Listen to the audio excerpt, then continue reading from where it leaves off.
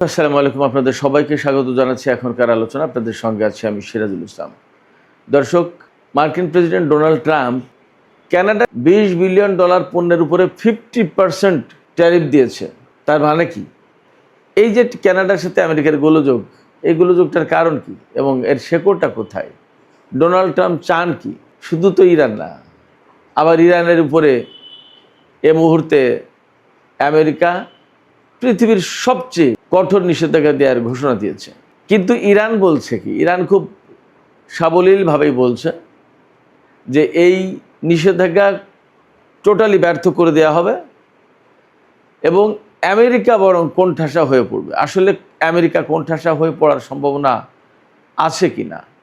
এপাশে আমেরিকার একজন সিনেটর প্রার্থী রিপাবলিকান দলের, তিনি সরাসরি বলেছেন, আন্তর্জাতিক সব গণমাধ্যমে খবর হয়েছে, টাইমস অফ ইসরায়েলেও খবরটি এসছে। সেটি হচ্ছে মাইক রজার্স নামে একজন সিনেটর প্রার্থী রিপাবলিকান দলের, তিনি বলেছেন আইপ্যাককে যে দয়া করে তোমরা আমার পক্ষে কোনো প্রচারণায় যোগ দিও না, আমার পক্ষে নির্বাচনী প্রচারণা চালিও না। তিনি সরাসরি বলেছেন যে আইপ্যাক আমার পক্ষে নির্বাচনে প্রচারণা চালালে আমার পরাজয়ের সম্ভাবনা অনেক বেশি বেড়ে যাবে। এই পরিস্থিতির কারণ কি এবং কেন এটা হলো? আর সবশেষে আলোচনায় থাকবে মক্কা চুক্তির আদ্যপ্রান্ত, বিশেষ করে ভারত কিভাবে ক্ষতিগ্রস্ত হতে পারে, ইসরায়েল কিভাবে ক্ষতিগ্রস্ত হতে পারে, আর আমেরিকার পরিস্থিতি কি হচ্ছে এই মক্কা চুক্তির মাধ্যমে, এর মোটামুটি একটা আদ্যপ্রান্ত আলোচনা করার চেষ্টা করব। সুপ্রিয় দর্শক, আপনারা সবাই আশা করি শেষ পর্যন্ত সঙ্গে থাকবেন। আর ভিডিও ভালো লাগলে লাইক, কমেন্ট, শেয়ার করবেন এবং চ্যানেলটি সাবস্ক্রাইব করে সাথেই থাকবেন। দর্শক, চলুন আমরা বিস্তারিত আলোচনা করি। দর্শক, প্রথমেই কানাডার প্রসঙ্গ তুলেছিলাম। কানাডা এবং আমেরিকার মধ্যকার যে বাণিজ্য যুদ্ধ, এই প্রসঙ্গটা মূলত প্রথমে টেনেছি আমি এই কারণে যে একই রকমের বাণিজ্য যুদ্ধ চীনের সাথে আছে আমেরিকার, একই রকমের বাণিজ্য যুদ্ধ ভারতের সাথে আছে, বিভিন্ন দেশের সাথে আছে। কানাডা আর আমেরিকা মোটামুটি বলা যায় যে তারা এক মার পেটে দুই ভাই, এরকম একটা পরিস্থিতি। এত সম্পর্ক চিরদিন। কানাডার অনেক কিছুই আমেরিকা নিয়ন্ত্রণ করে, কিন্তু সেই দেশটির সাথেও ডোনাল্ড ট্রাম্পের সম্পর্ক স্বাভাবিক থাকছে না, ভালো থাকছে না। মানে পৃথিবীর যারে মনে করে তার উপরে ট্যারিফ ট্যাক্স শুল্ক বসিয়ে দিচ্ছে। টাকা, ডলার ছাড়া কোনো কথা নেই ডোনাল্ড ট্রাম্পের কাছে। ডলারের জন্য যুদ্ধ করতে পারে, ডলারের জন্য একদম শত্রুকে মিত্র আর মিত্রকে শত্রু বানিয়ে দিতে পারে। ডোনাল্ড ট্রাম্পের কাছে টাকা ছাড়া কোনো কথা নেই। মানবতা, সভ্যতা, ভদ্রতা, সহযোগিতা, সহায়তা, এর কোনো কিছুর কোনো মূল্য নেই। ডোনাল্ড ট্রাম্পের সাথে বাণিজ্য নিয়ে, ব্যবসা বাণিজ্য নিয়ে কানাডার প্রধানমন্ত্রী কার্নির ব্যাপক গোলযোগ আছে, দ্বন্দ্ব আছে। এই সমস্ত দ্বন্দ্ব, এই সমস্ত গোলযোগ মেটাতে একটা মিটিংয়ে বসেছিল। সেই মিটিং ব্যর্থ হয়েছে। সেই মিটিং থেকে ডোনাল্ড ট্রাম্প যা যা চেয়েছেন, যে কার্নি কানাডার প্রধানমন্ত্রী, তিনি তার কিছুই দিতে চাননি সেইভাবে। এমনকি ডোনাল্ড ট্রাম্প এরকম কথাও বলেছেন যে চীনের সাথে কানাডার বাণিজ্য কমাতে হবে।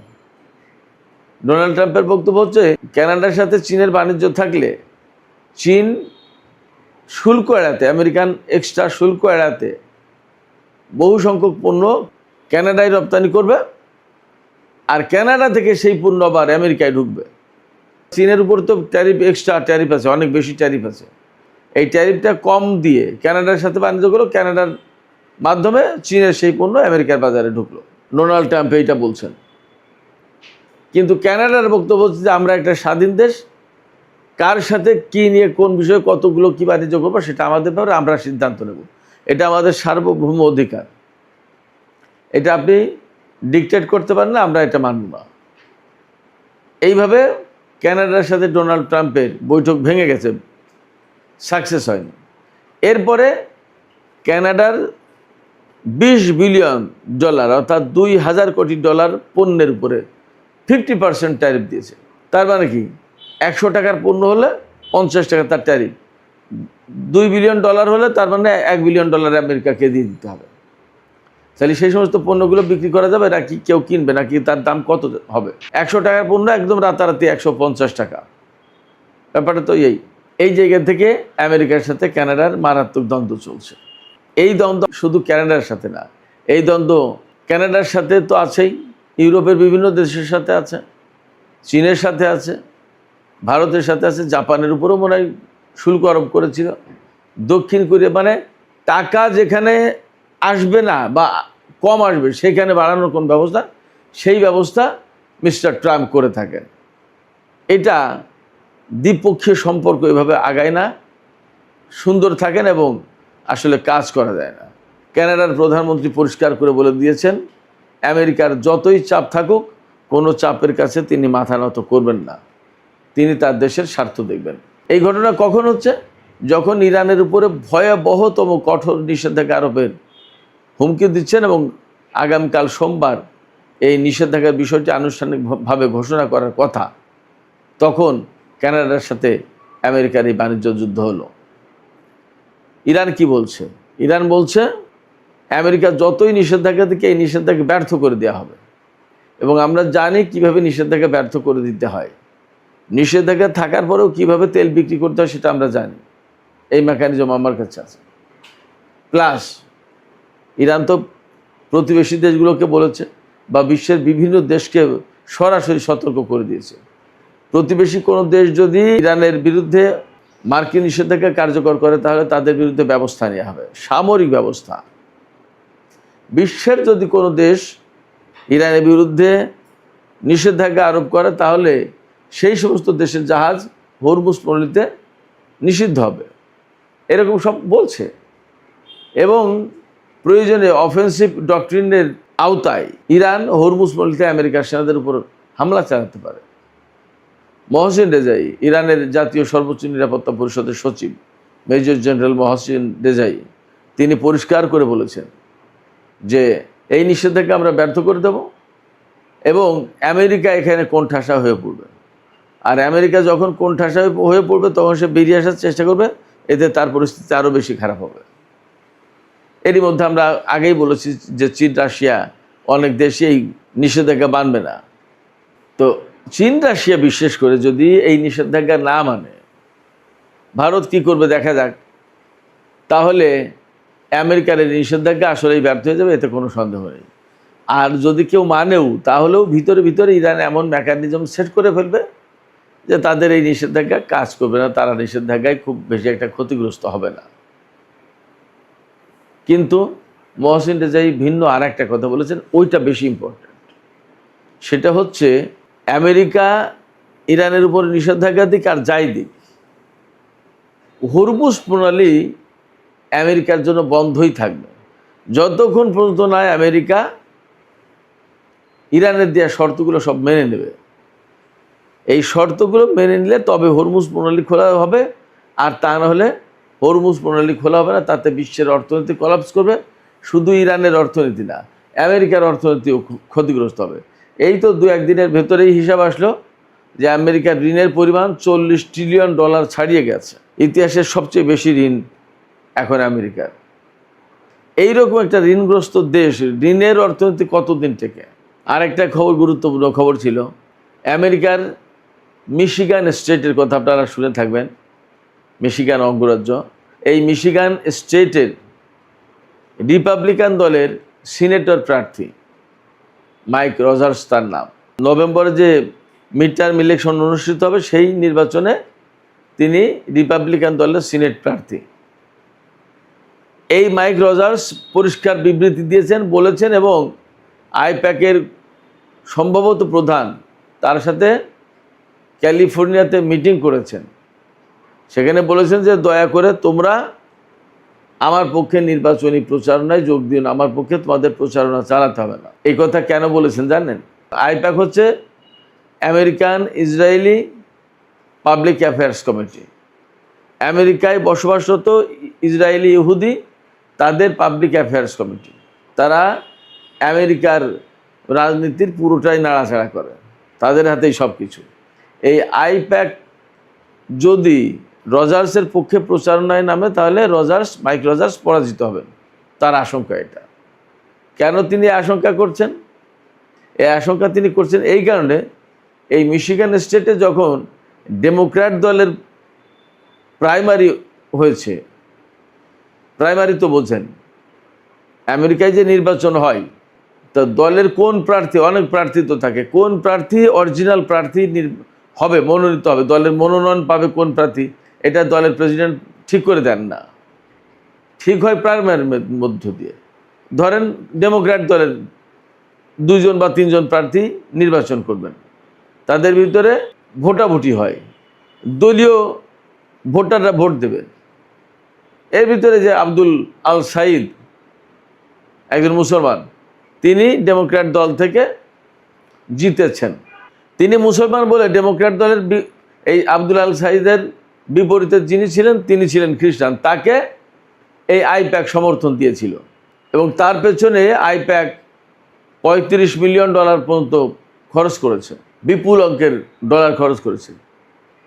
আর ওই ভদ্রলোক নিজের যে খরচ করেছে তাতে প্রায় 64-65 মিলিয়ন খরচ করেছে শুধু প্রাইমারিতে জেতার জন্য। আর আবদুল্লাহ আল সাইদের খরচ ছিল সম্ভবত $7.5-8 মিলিয়ন। এত বিপুল টাকা খরচ করেও আবদুল্লাহ আল সাইদের বিপরীতে তিনি জিততে পারেননি। তার প্রধান কারণ, আইপ্যাক যখন ওই প্রার্থীর পক্ষ নিয়েছে তখন লোকজন বিগড়ে গিয়ে ভোট দিয়েছে আবদুল্লাহ আল সাইদকে। কারণ গাজা মধ্যপ্রাচ্যের যুদ্ধে ইসরায়েলের যে ভূমিকা বা ইহুদিদের যে ভূমিকা, এই ভূমিকাকে আমেরিকার লোকজন পছন্দ করছে না। এবং আমেরিকার সাম্প্রতিক বছরগুলোতে কিন্তু ইহুদি বিদ্বেষ ব্যাপকভাবে বেড়ে গেছে, অনেক সহিংস ঘটনা ঘটছে ইহুদিদের বিরুদ্ধে। যাই হোক, তো এই আবদুল্লাহ আল সাইদের বিপরীতে যে প্রার্থী ছিল ডেমোক্র্যাট দলের, তার পক্ষে কাজ করার কারণে আইপ্যাক তার পক্ষে কাজ করার কারণে ওই লোক পরাজিত হয়েছে। এখন মাইক রজার্স বলছে যে এই নির্বাচনে আইপ্যাক তো আবদুল্লাহ আল সাইদের পক্ষে কাজ করবে না।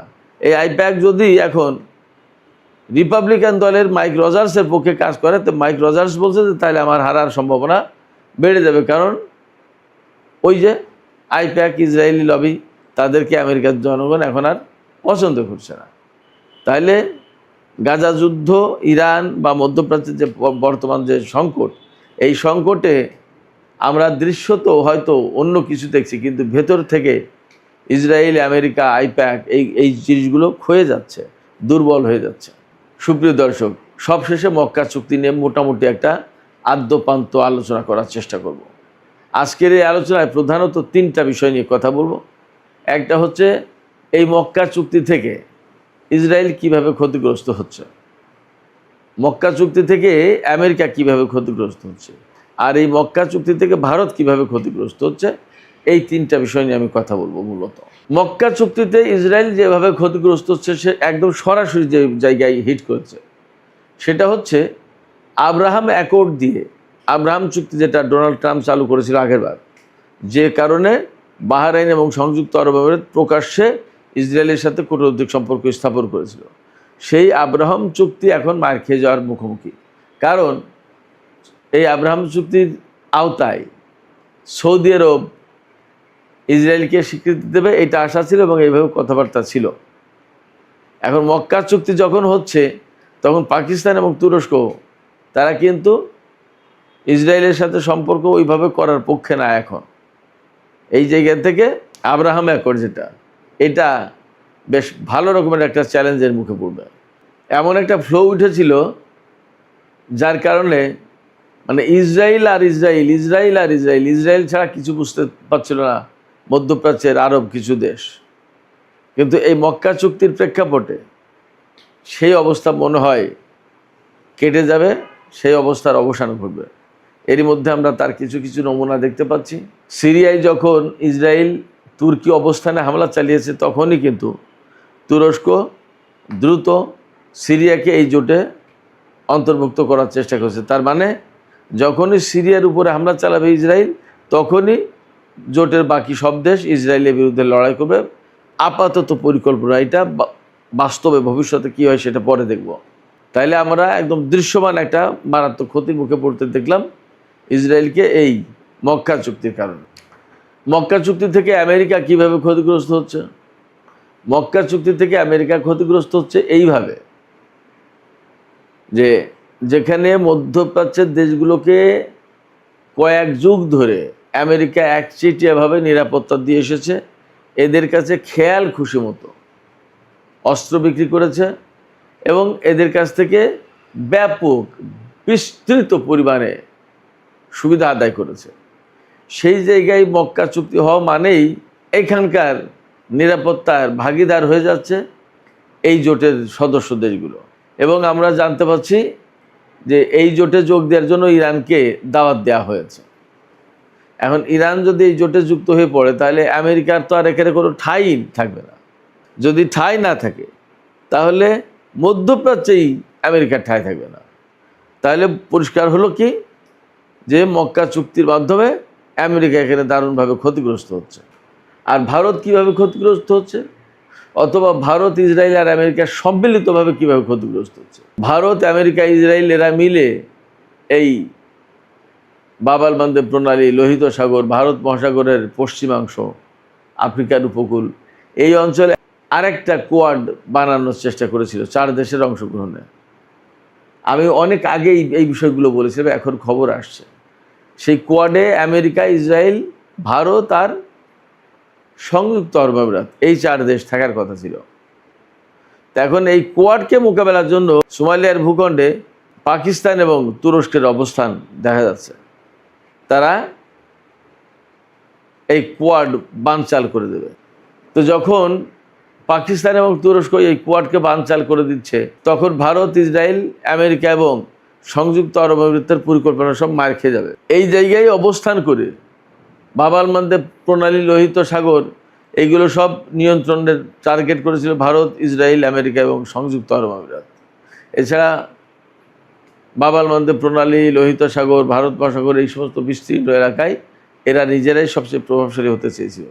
কিন্তু যখন এখানে চীনের ঘাঁটি আছে, প্লাস পাকিস্তান আর তুরস্ক শক্ত অবস্থান নিচ্ছে, তখন আমেরিকা, ইসরায়েল, ভারত আর সংযুক্ত আরব আমিরাতের পরিকল্পনা মার খেয়ে যাবে। শুধু তাই না, এই যে ধরুন আরব জোট বা মক্কা জোট হচ্ছে, এই মক্কা জোটে সবাই যোগ দেবে, তখন কি এই জোটে যোগ না দিয়ে পারবে সংযুক্ত আরব আমিরাত? তো সংযুক্ত আরব আমিরাত যদি জোটে যোগ দেয়, তাহলে ভারতের সাথে তার ধর্ম মরম সম্পর্ক, ইসরায়েলের সাথে তার ধর্ম মরম সম্পর্ক, এগুলো যাবে কোথায়? ফলে একদম পরিষ্কার হচ্ছে যে এই চুক্তি থেকে ভারতও মারাত্মকভাবে ক্ষতিগ্রস্ত হচ্ছে। এছাড়া ইন্ডিয়া, মিডল ইস্ট, ইউরোপ যে করিডোর হওয়ার কথা ছিল, সেই করিডোর কিন্তু এখন মার খেয়ে গেছে অনেক দিন থেকে। এটার কোনো কার্যকর নেই, একদম ডিসফাংশনাল হয়ে গেছে। তাহলে কি দাঁড়াচ্ছে? তাহলে এই যে করিডোর ইউরোপের সাথে বাণিজ্য করার জন্য ভারত প্রতিষ্ঠা করেছিল, এই মধ্যপ্রাচ্য ইরান হয়ে হরমুজ প্রণালী বন্ধ থাকার কারণে সেই পথ বন্ধ এবং মারাত্মক রকমের ক্ষতির মুখে।